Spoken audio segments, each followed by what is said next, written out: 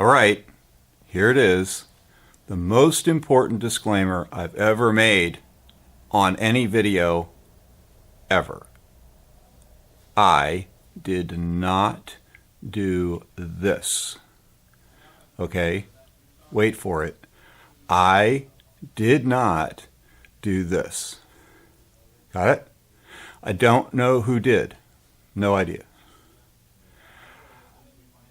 I am going to fix it. So let's get on with it. And enough of the this'll Tony homage. Somebody spray painted it. All of it.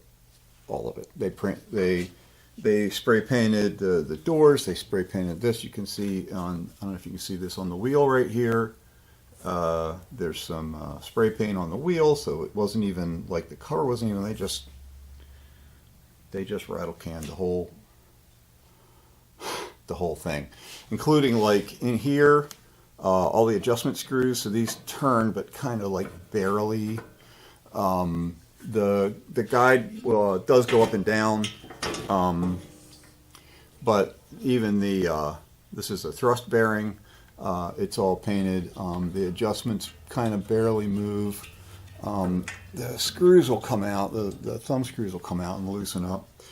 Obviously, this needs a lot of work before I can even get it all apart, because like these down here, you got to be able to unthread them. Well, they've painted the threads.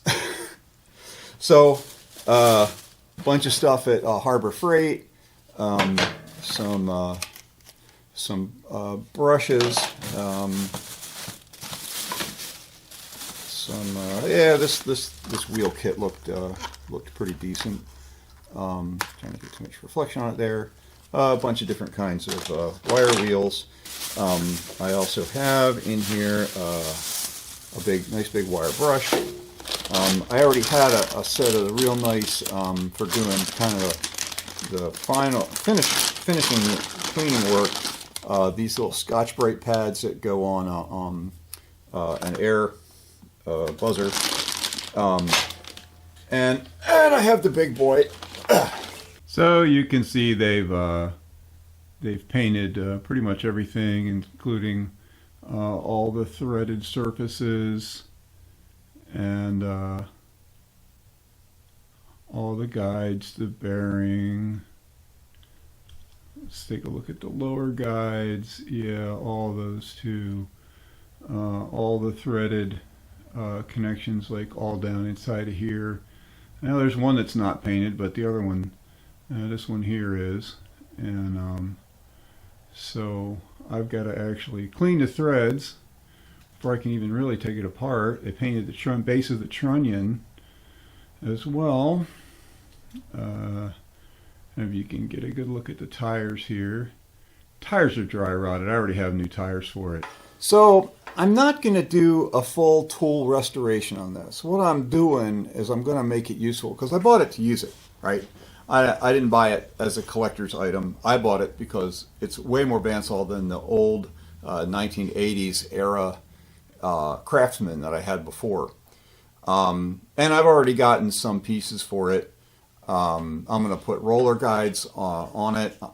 Carter makes a great set that includes a longer hexagonal bar, so that when you put a riser block in here and make the bandsaw 6 inches taller, that you have to have a longer guide, and they come with all that. So that Carter kit has a real great set of reviews, and it's the hexagonal piece in here. This vertical shaft is a hexagon, which also kind of helps date the piece a little bit. And I already have that. I got a link belt for the belt system, and I have a what else did I get? New tires, new blades.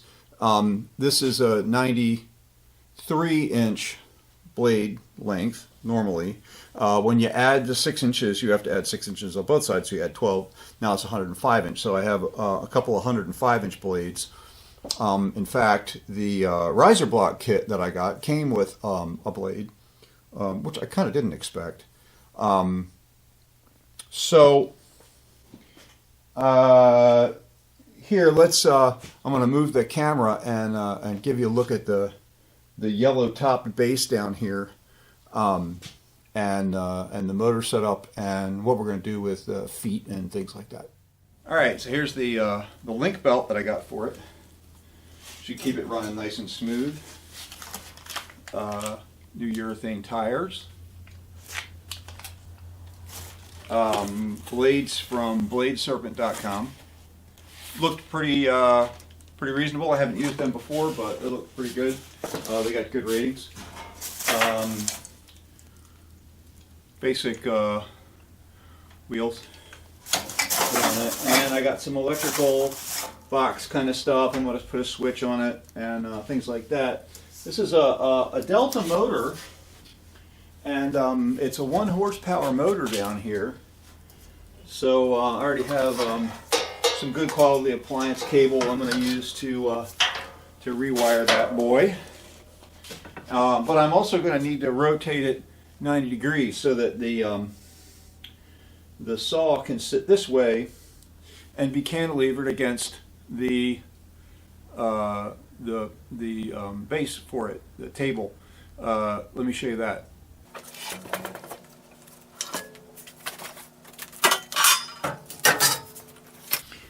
Oh man, I'll tell you, I can barely move that myself. Hoi! All right, here's the cast iron table. Fortunately, they didn't paint.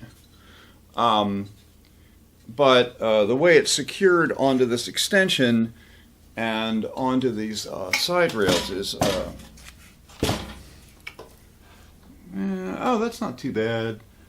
You have to be able to take this apart in order to get the blade through here. So right now, you actually can't do that because of the way that they've got this screwed together. Somebody was not paying attention when they did that. But this just needs to be cleaned. Fortunately, at least I don't have to remove the paint from it.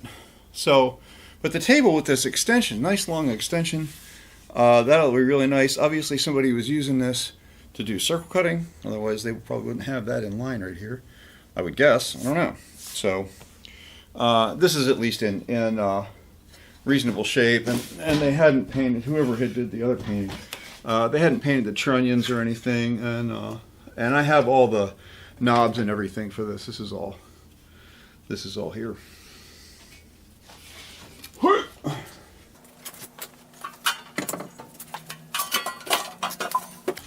So there's a first look at the my project, my first foray into really doing any kind of tool repair. Should be pretty interesting. Hope you follow along. Please subscribe if you want to get notified as to when the new episodes of this are going to come out.